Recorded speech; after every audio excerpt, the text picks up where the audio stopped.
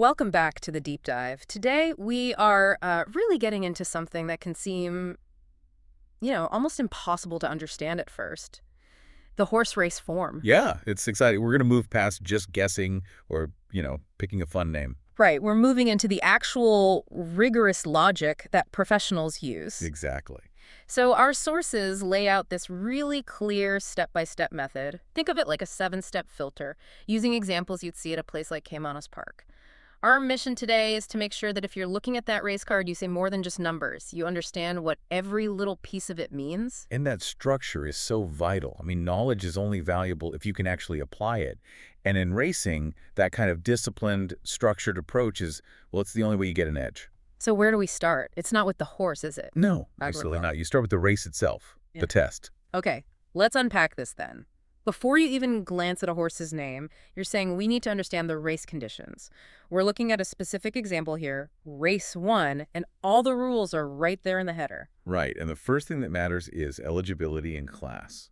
So this race, it's for 3-year-olds and up, but it's restricted. How so? Well, the rules say it's for imported horses that are non-winners of 3 races in their lifetime, or it's for native-bred 3-year-olds that haven't won a breeder's bonus race yet. Okay, that's a lot of jargon right there. Mhm. For someone new to this, what does that actually mean? What kind of horses are we talking about? In short, you're looking at a developing group. It's an allowance-style race, so these are horses still kind of working their way up the ladder, Yeah. not the top class, established I runners. see.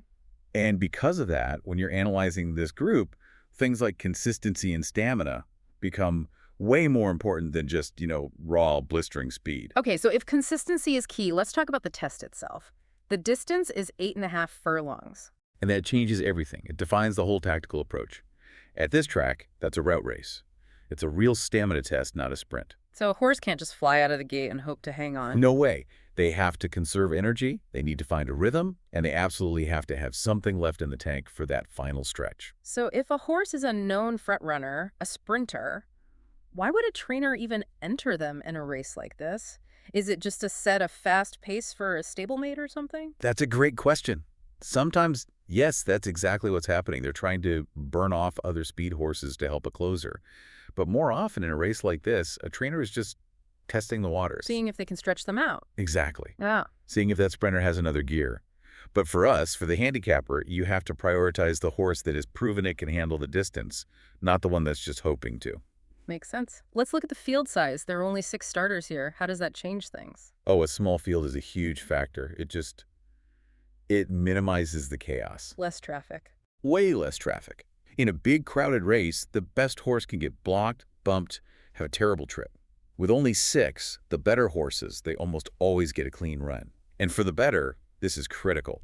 Favorites perform statistically way better in small fields because there are fewer variables. But doesn't that make the payout on the exotic bets, like the exacta or trifecta, a lot less appealing? It does, absolutely. They're more predictable, sure, but less rewarding financially. The risk goes down, and so does the potential reward. That's something you have to factor into how you bet later on. And finally, the purse. The winner gets over $390,000. That seems high for this level. It is a serious purse for this class.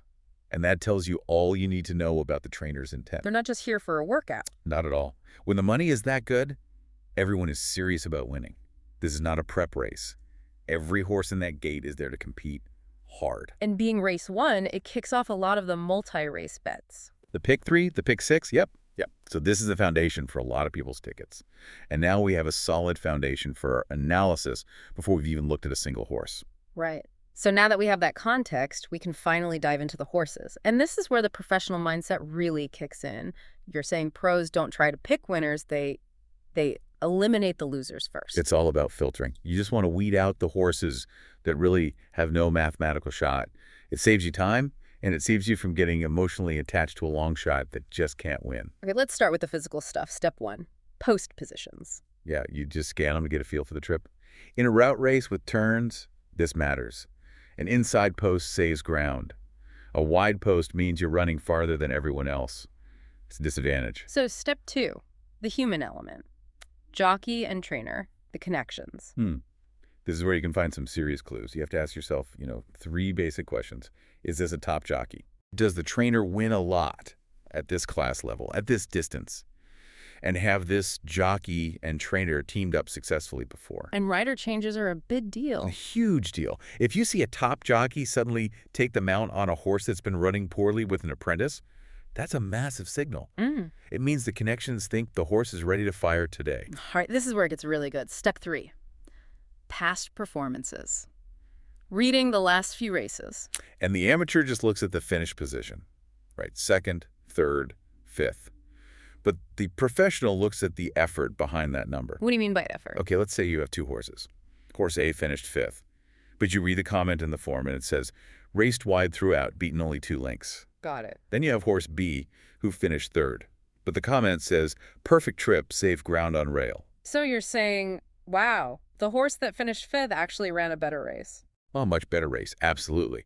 Horse A was fighting a huge disadvantage the whole way and was still competitive. Horse B got the perfect ride, everything went its way, and it still couldn't win. You have to read those comments. A horse that stumbled or got blocked, that tells you so much more than the number. That context changes everything. The numbers really are just noise without it. Okay, step 4. Speed figures. If you have them, you use them. But, and this is a big but, you only compare them between the horses in this race. You're looking for consistency or maybe recent improvement. But there's a warning here about distance. A huge warning. You might see a horse with a big, flashy 85 speed figure from a sprint race at 6 furlongs. But when it tries to go 8.5 furlongs for the first time, that figure could easily drop to, say, a 78. So a horse with a steady 80 from its last route race is a better bet than the one with the 85 from a sprint. Yes, it's apples and oranges. You have to compare figures from similar distances or at least heavily discount the sprint figures. All right, step 5 is class moves, comparing today's race to the horse's last one. This is like trying to read the trainer's mind. If a trainer drops a horse down a little bit in class into a softer spot, that's a strong sign they're looking for a win. That horse deserves a long look. And the red flag is the opposite. The red flag is jumping way up in class without just dominating at the lower level. That horse is probably in over its head. Which brings us to step 6, elimination. This is where we apply all these filters. And you have to be ruthless. Get rid of horses with bad recent form, the ones that are always fading. Get rid of the confirmed sprinters who have never proven they can handle the distance. Get rid of horses with weak or declining speed figures. And in our little 6-horse field, this should really narrow it down. It should cut it in half. You should be left with 2, maybe 3 legitimate contenders. If you have more than that, you haven't been tough enough. And those are the horses that make up step 7, the short list, the ones you actually build your bets around. So that whole process gives us the information we need. Now we have to turn it into actual betting logic. Right. And this is really the difference between betting and, well, gambling. Gambling is just hoping. It's emotion. Betting is about structuring a wager with a positive mathematical expectation around the horses you've identified. You're looking for value, not just a miracle. Exactly. So let's use our example. We've got our short list from the 6-horse race. What if step 7 leaves us with one horse that just clearly stands out from the rest? If your analysis points overwhelmingly to one horse, it has the best figures, the best connections, loves the distance, you just bet it to win. Don't overcomplicate things. You back your strongest opinion with confidence. Okay, but what if you do all this work and you're left with 2 horses that are, they look almost identical on paper. Maybe one is a little better on speed figures, the other has better stamina. Then you box the exacta with those 2. You're basically saying, I'm confident these are the top 2, and I'll let the race itself sort out who's first and who's second. It's a great strategy for a small field like this. And the trickiest one. What if you end up with 3 horses on the short list? That's where the cost of the bet can really start to climb. It absolutely can, and you have to be disciplined. If you box an exacta with 3 horses, that's 6 different combinations you're paying for. A trifecta box is also 6 combinations. If one of those horses is the heavy favorite, the payout might not even cover the cost of your ticket. So how does a pro handle that? Usually you'd key your strongest pick over the other 2 in the exacta.